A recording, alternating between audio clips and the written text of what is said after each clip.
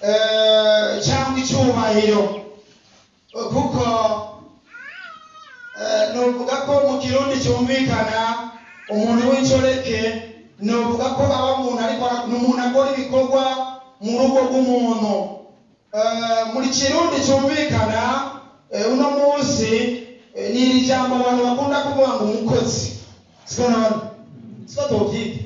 Rero uyu muntu nta gihagararo novuga ngo yari afise, uravye nta junja, nta cubahiro, ariko ushishikaye gusoma yagize ibintu byo gusuzugura inabuja, agira ibintu byo gukengera, agakengerwe gakomeye mu rugo kwa inabuja, aragira agakengere ko kumukengera gushikaho nabuja ababara, araraka, asana imitongano, gushikaho yiyumvira ijambo ryo kumwirukana.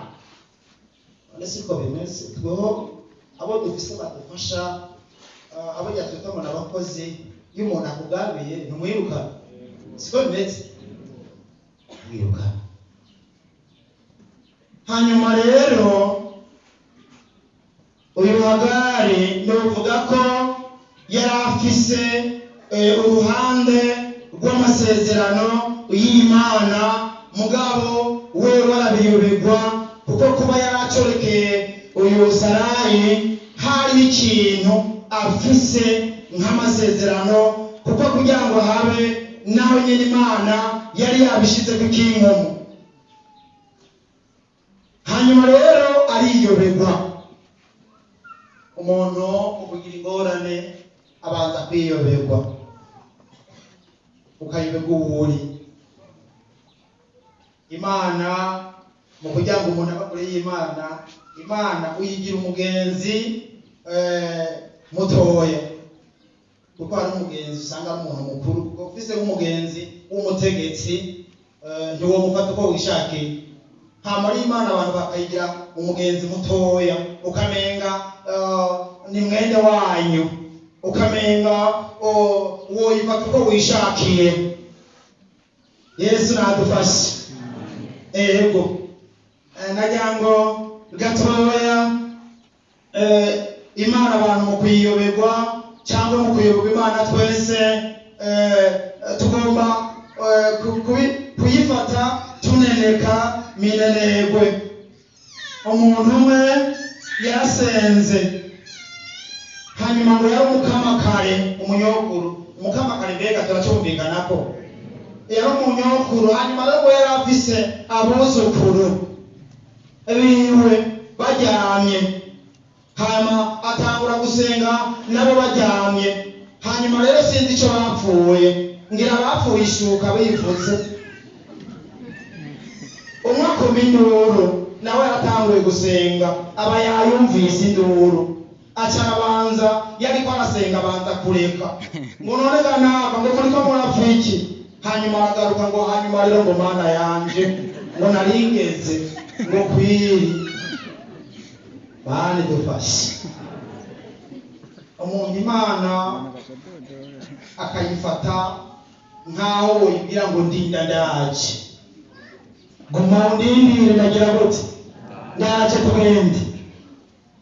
Uyu muntu rero Hagari aribagira uwari, amaze kwibagira atangura ibintu by'agasuzuguro byo kutamenya nabuja uko ameze, kutamenya ko nabuja ari nabuja, ko ari we yemeye, ko ari watumye aba mu bwami bwiwe, ko ari watumye amererwa neza aranigwa.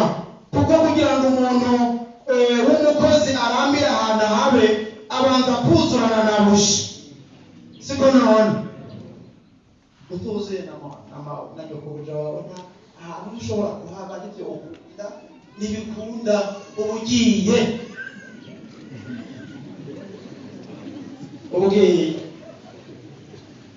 arabiyoberwa. Rero amaze kubiyoberwa, Sarayi acakura hasi, ndakubiye hasi, fata ibyawe utekere ugenda umvire mu acahunga chapati begi chapata agasakosha kiwe ego akikorera hanyuma aragenda kandi yari bagiye gusaba imbabazi wa mukozi w'Imana aheruka hano yatubwiye ngo iyo umuntu asabye imbabazi, gusaba imbabazi ni ikintu gikomeye cyane. Yatubwiye ngo iyo umuntu asabye imbabazi ahantu yacumuye ngo n'icyaha agenda agize gute, n'icyaha kigenda kinyoye, kuko usabye imbabazi, kuko wabonye ikosa, wabonye ibibi wakoze ukabyemanga ukabivuga. Hanyuma rero hagara aribagira gusaba imbabazi y'amakosa y'utuntu agenda akorera inarusha kura hasi tifatiza urugendo. Hanyuma rero kuko Imana yari imuzi ishituma umumarayika ngo acamusanga ageze aha hantu gusoma. Hanyuma rero umumarayika aramubaza ati mbega uva ukajaye? Hagara aramubwira ati mpunze mawuje. Hanyuma rero umumarayika w'umwami aramubwira ati rero subira inyuma ugende uce bugufi munsi yanjye, uce bugufi munsi yanjye. Mana idufashe. Harabuze ijambo ryo guca bugufi imbere y'Imana. Turakeneye guca bugufi, uri mukuru uri mutoya, turakeneye guca bugufi kugira ngo Imana itugirire neza. Bakozi b'Imana turakeneye guca bugufi ko natwe nyene hari aho bitutugora. Narakoranye n'abakozi b'Imana badaca bugufi, bagwanira ibyicaro, bagwanira ibibanza. Nibuka umukozi w'Imana twakoranye arandusha, narindi ku ishuri nifaka rigenda nyirongoye ba umukozi w'Imana, hanyuma je birampa nsanga nahavuye nibaza nti wa muntu yabyitiranije, aritiranya, abona kumbure abakozi b'Imana ari gihe babona twambaye costume bagaca bibaza ngo costume kumbure nizo tugurirwa n'abakristo cyangwe n'izifashanyo. Ariko abakozi b'Imana turakora, Imana iraduha umwanya wo gukora, siko none aravyitiranya, arangorora, ashitse turakorana, aranga guca bugufi nk'uko nciye bugufi. Je nama nca bugufi imbere yiwe, nihereye ibikorwa by'Imana tubikora. Hanyuma arangora, umupasiteri yaraturongoye yaraza ati none bimeze gute? Tinakwiganira arigana, asanga mu by'ukuri yarangoye. Abakozi b'Imana, Imana idufashe cyane ntitube natwe abantu badadaraye tutazi guca bugufi. Birakenewe ko duca bugufi, hanyuma tukaza kubigisha guca bugufi natwe duciye gute, duciye bugufi. Guca bugufi birakiza, guca bugufi bituma uburake bw'Umwami buhama, guca bugufi bituma Imana ikwiyumvira, guca bugufi bituma Imana ikubona n'abaruri ikamutambutsa ikakwigiza imbere. Ego uyu mukobwa umumarayika w'Imana amusaba kujya guca bugufi kwanabuke, kugira ngo barahabaye, kugira ngo bararya, kugira ngo barimerewe neza. Umumarayika amusaba kujya guca bugufi. Ushishikaye gusoma yarasubiye inyuma, hanyuma ibyo yari yarandikiwe biramuba ko birashishikara. Muzoshishikara gusoma, siyo majambo Imana yampaye y'ivyabandanije kuri we. Jewe nari narose ijambo rivuga umumarayika yabwiye yamubwiye ngo agenda aciye bugufi munsi y'ukuboko kwanjye kwa nyabusha. Ni imirongo y'ijambo ry'Imana. Twongereho turabe uwundi muntu yabwiwe guca bugufi. Dusome ngaha mu gitabo c'Abami ba kabiri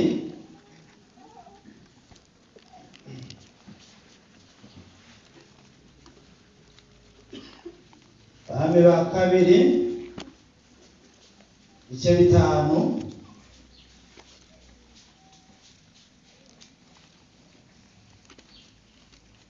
ibice 5 nsome ku murongo w'9. Turabe Namani ingene vyamugendekeye. Uyu Namani yari umugabisha w'ingabo, novuga ngo yari nk'umugenerali gutyo mu vy'amapeti. Igice c'9 igice 5 ku murongo w'9 ndasomye mu izina rya Yesu nizere ko mwabonye. Nuko Namani araza azanana n'amafarasi yiwe n'imikogote yiwe, ahagarara ku muryango w'inzu ya Elisa. Elisa aheza amutumako, utigenda wiyuhagire muri Yorodani ibihe tangaro ndwi, umubiri uraca usubira uko wahora, nawe uzoba umanutse. Ariko Namani ashararaka arivumbura ati nahoze ngira ngo arasohoka ahagarare atakambire izina ry'Uhoraho Imana yiwe, anzungagize ukuboko hejuru y'ahangwaye ankize imibembe. 12. Mbega inzuzi z'i Damasiko Abana na Farupari ntiziruta amazi yose y'Isirayeli, sinoshobora kuziyuhagiramwo ngahumanuka. Nuko arahindukira agenda aratse. Abantu biwe baramwegera baramubarira bati, mbega mutungwa, iyaba uwo muvugishwa n'Imana akubwiye ikintu kigoye ntiwari kugikora. Nkaswe kukubwira ngo uyuhagire urahumanuka. Nuko aramanuka yibira muri Yorodani ibihetangabo ndwi nk'uko umuntu w'Imana yari yamubwiye. Ako kanya umubiri wiwe uhinduka nk'uw'umwana mutoya, arahumanuka. Uyu ni Namani. Isafari ya mbere Namani yararatse biranga ko aja akora igikorwa cyo guca bugufi nk'uko umvugishwa n'Imana yagize gute. Ajya abantu b'abakuru n'ikibazo, abantu b'abakuru muri mw'ishengero n'ikibazo, kugira ngo umuntu ace bugufi, kugira ngo umuntu mu mutima wiwe yumve ko aciye bugufi. Ariko kandi hari n'abantu baciye bugufi, siko nabona. Kugira ngo umuntu ace bugufi ikibazo. Uyu mugabo byarase kuko yari afise amavuta ajejeta, yari umunyacubahiro, yari afise ingabo zimugendanira zugurura umuryango w'imodoka cyangwa namba bagendera ku mafarasi. Icyo gihe sindabibona, ntitubona ko hari imiduga icyo gihe, ngira bagira ku mafarasi, ngira ngo hari uhagarika ifarasi akongera akayugara cyangwa akayugurura hanyuma kururuka. Ntibyari byoroshye. Ariko naho yari umukuru yaragwaye iki? Yaragwaye imibembe. Kandi imibembe ryari ijambo ribi, yari indwara mbi. Uko umuntu ayigwaye Bibiri itweretse ko yabagize gute, yabahumaye. Kandi ikindi ntiyari indwara isanzwe, yari indwara isaba ko umuntu acaho kwa wenyene.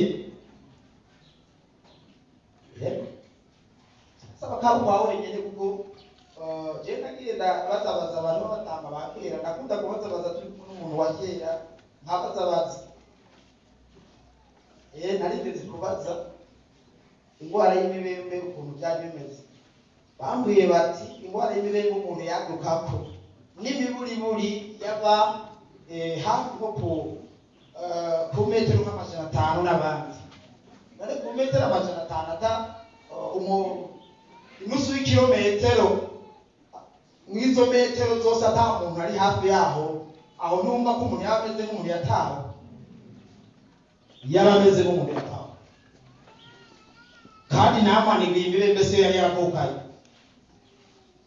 mali dufashe hanyuma rero namani umukobwa cyangwa inshoreke yiwe y'umuryango umukobwa yari mu rugo iwe ngo bari baranyaze mu bitero bagenda bagira niwe yitegereje namani baramwitegereza hanyuma ngo acabwira inabushi ati ndakubwiye mabuji ati databuja hajya ubona ijya ngwarubona gwayo hari uvugishwa n'Imana tuwo mwingi uwo muhendahenda kajayo yuki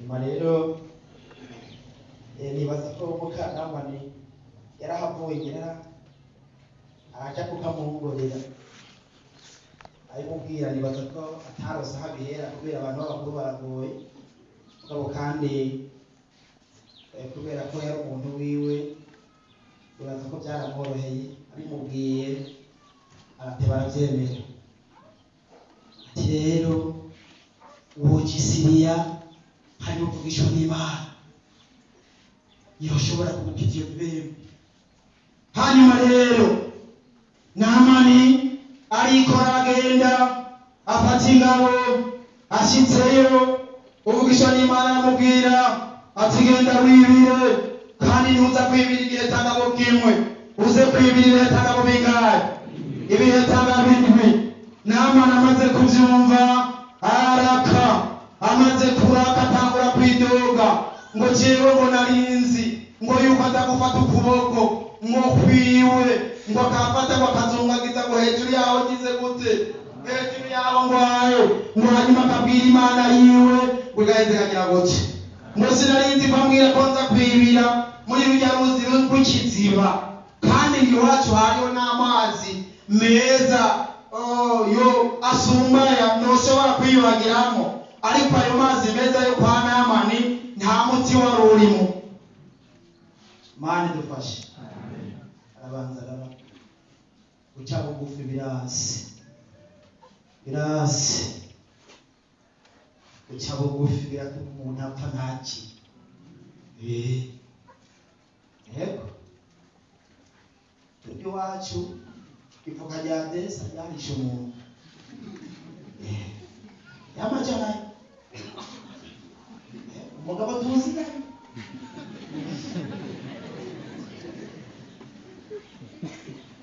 yacagura ivoka icagura ku mwana w'umwigeme agandaje amavuka aricagura hanyuma aririya yahejeje afata amajana 2 arayamuha mugabo acazingamo inoti yacitse inomero zakiye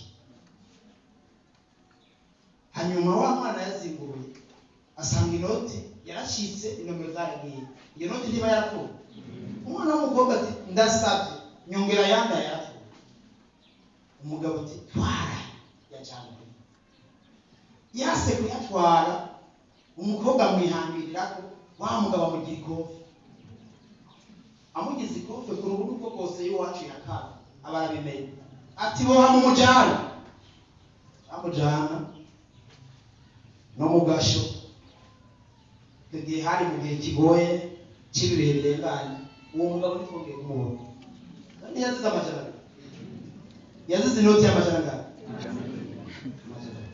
kudaca bugufi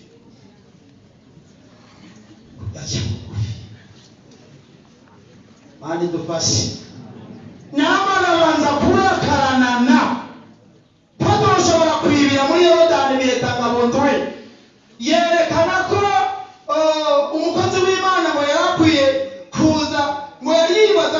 amusenge amutungagiza kw'amaboko ngo hejuru yahagize gute. Narigeze gusengera umuntu w'umunyokuru, hanyuma rero urabona ko abakozi b'Imana mu gusenga tuduze ibiganza, ngera gutya numva yancakiye kuko nasenga mbese numva yancakiye acafatisha ku mutwe wiwe. Rero ndashikara ndasenga, kumbe yari yumva nashize ku kuboko atokira, ariko jewe ukuboko kwanje nuko nasizwe amavuta, nuko ibisigaye mpamagara Imana ikaba ariyo bishitse igikorwa, ariko jewe muri jewe nta gakiza kagize gute, nta gakiza karimo. Nkoze ko gusanukira umwe gusa, Kristo niwe wa mugore yarabaye, niwe yakoze ko acaragira gute, acarakira. Yari umuntu udakoze ko atemera. Andufashe Namani, abantu biwe ingenda n'iziwe ziramubwitani ukazirababara, kuko hari igihe ugira umuntu umugenzi byagira bikakugora akaba ari ubabara. Abantu biwe bamukurikirana, ingabo ziwe zanduka zirababara, idatabushe. Mbega yo gusaba ikintu kigoye gusumba kuja kwiyuhagira, ntiwari kugikora. Ati subirayo, genda niwumvire umugisha w'Imana, mwumvire ukiri, numwumvire ubohoke. Namani yake agondozwa aragenda, mbona umenga yafise nk'ibintu vy'umwikomo vy'ibintu bita muri we bimeze ukuntu. Reka mve kugenda ntabona cyo umuntu w'umunyacyubahiro nkanje w'amapeta vyejeta aduza igitugu. Urabona kukuntu ufishwa n'Imana aza kunyiriza muke kizira kwe. Reka mve kugenda nta kizere bise. Eza aragenda bigira nk'uko uvugishwa n'Imana yakubariye.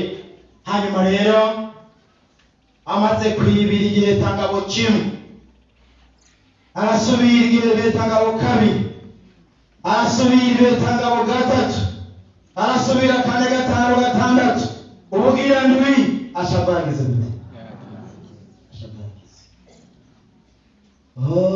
Namani Imana ikitangura kumubamo, cyatangura guhimbaza Imana, acatangura gushima, acatangura kwemera no gutasura umukozi w'Imana. Gutasura amavyo atangura kumwemerera ibintu bitagenda, ati ndagura ibintu ndabivise. Umukozi w'Imana ati shwi, jewe nta bintu nkora, wagakiza ndaguhagakiza tukudutanga, ntitugurisha amafaranga, nta n'imyambaro dukenera. Bandi dufashe. Hanyuma rero Namani acayigira amahoro akize, abo umutegetsi agoroye amesuwe, ajya kujandajanda mu bikorwa vyiwe mu bwami bwiwe ameze neza, kuko yumviye agaca gute, guca bugufi. Icyo kintu kibuze kugira ngo tuba abantu b'Imana buzuye, turagomba guca bugufi. Ego turagomba guca bugufi, uhereye kuri twebwe abavuzi b'ijambo ry'Imana gushika kuri mwebwe abakristo. Ntabwo azoja mwituma atabanje guca bugufi, kuko udaciye bugufi wamana ibyaha.